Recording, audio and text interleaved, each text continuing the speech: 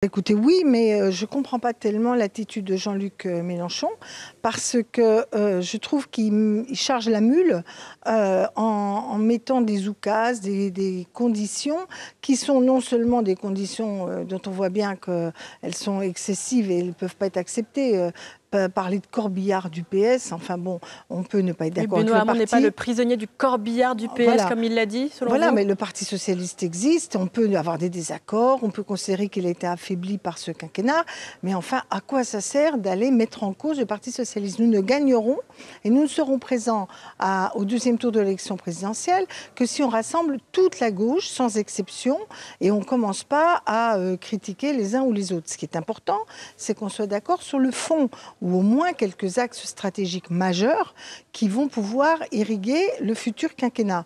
Et à force de mettre tous ces débats sur les personnes, sur les partis, etc., ça affaiblit nos capacités de travailler sur des convergences de fond. Est-ce que justement, si le divorce demeure entre Benoît Hamon et Jean-Luc Mélenchon, le deuxième tour est inaccessible et a fortiori la victoire, bien sûr, à l'élection présidentielle? Non, d'abord, rien n'est jamais inaccessible parce que ce sont les électeurs qui ont en main leur bulletin.